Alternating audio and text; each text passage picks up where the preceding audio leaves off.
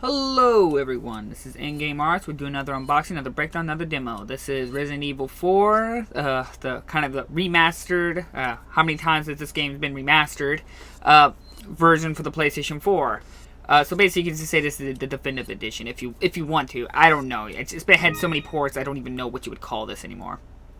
Well, I want to start off by saying that there's really not much I could really talk about Resident Evil 4 that's not already been said, and who here hasn't really even played Resident Evil 4? It's been ported to every console and every platform that's to be dated since PlayStation 2 and GameCube. And that's not a bad thing. Lots of people give it a shit about being ported on every platform and everything. There's nothing wrong with getting ported. I don't see why anyone would have a problem with this. If you do not want to play the game, or you already have the game on another platform, don't buy it. It's simple as that. It's your money. Don't spend it on there. But I'm always for more ports, remasters, more whatever, to bring more older games to newer platforms. Why? Because I enjoy the fact that these older games will keep living on. And if they can get physical releases, all the better. That means that we can actually own these remasters and keep living on. So I see nothing wrong with a game constantly being ported over and over and over and over. It's only your fault that you spent money on it. I'm gladly bought Resident Evil 4, and to jump to it, it's still as amazing as it was. It looks incredible on HD like this. It's the first time I played Resident Evil 4 HD remated. I didn't get it back when it was released on the PlayStation 3 because it never had a physical release, and I never got the PC versions. So I've been playing the original one back on the PlayStation 2 up to this point, and man, the HD remake looks amazing. It plays great. It plays just like the greatness of Resident Evil 4 as it was. Which is funny, I want to bring this topic back up. It's quite interesting that most people oftenly say Resident Evil 4 is the greatest Resident Evil game out there. And which, I won't say it's the greatest, personally for myself, it is a good game. Now, often also people say it was the beginning of the downfall of Resident Evil 4. And again, it's a valid point. It was the change of terms of the game.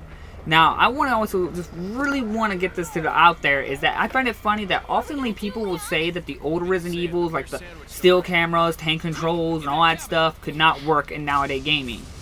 But those same people will tell you that Resident Evil 4 is the best Resident Evil 4. It plays great, it looks great, and everything. Most people don't realize that Resident Evil 4 is tank controls. It works just like the original older games. The only difference is now the camera is no longer a fixed camera on one location. It's just fixed on your shoulder at all times. You still turn with your body before you can make a move. You don't even strife or anything. It plays identically to the original Resident Evils we know and love. The only difference is the camera. And of course, you're able to aim at specific body points. So, technically, what they say could not work shows that it still works. All it just is the camera's perspective. And we've already played the HD remakes of the original Resident Evil and Resident Evil 0. So, to say, and people love those. So, to say that the classics cannot work to this day and age is wrong. Now, I always tell people that never give up on a game mechanic or a game style. It's never outdated or cannot work in nowadays age. You just got to refine it, improve it, work with it, and then you can find newer ways to show that this potential has so much more potential. I know this isn't too much a topic of the Resident Evil 4 because, as I said, there's not much I can really say that hasn't already been said. What do you want me to talk about? It still works the same way. It's got upgradable weapons. You still find herbs. You still upgrade. It's a typewriter. You still have to wait for you to get to a certain point to save. It's one of those interesting. They introduced the item box stuff like this, where now you have to upgrade. Inventory, more management, more space. I really always loved this inventory system. It was my favorite. It's one of my most favorite inventory systems out there. And this is where they got more strategically, where you shoot the enemy in the knee or the face, and you can knock them down or do a special attack. Before they started getting a little bit ridiculous with Chris Redfield picking them up and over his shoulders and throwing them. This is where you do a little bit more roundhouse kicks and punches them and stuff like that. A little bit more believable.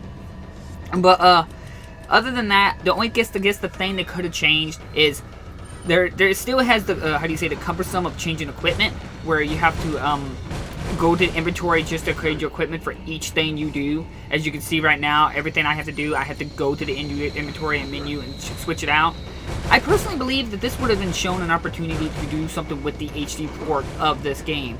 It would have showed that you could probably just use the D-pads to make a quick system into it. I know they could have implemented quite easily to just have you be able to quit those items into a different area for you to quick slot with the D-pad. Because now currently the D-pad does the same thing, it just controls the character. I personally think they could have done something with that, or provided some more value to the Resident Evil 4 HD remake than just being a port. Because it costs just as much as Resident Evil 5 and Resident Evil 6, and those come with all the DLC and all that stuff. So this doesn't really provide anything new other than just it's prettier. Which is a little disappointing when you pay money for something it's identical price to another game that comes with way more content. You can't deny that Resident Evil 4 it lacks content from other games. Now, it's not a bad game, just because it lacks content. It's an amazing game. It's one of the best survival horrors out there.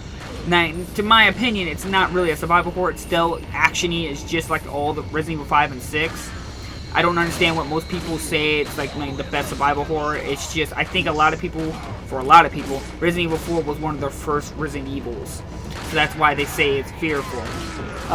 But it's not a bad game. I'm not trying to diss Resident Evil 4. It's not my most favorite, but it's definitely one of the best games you can possibly buy.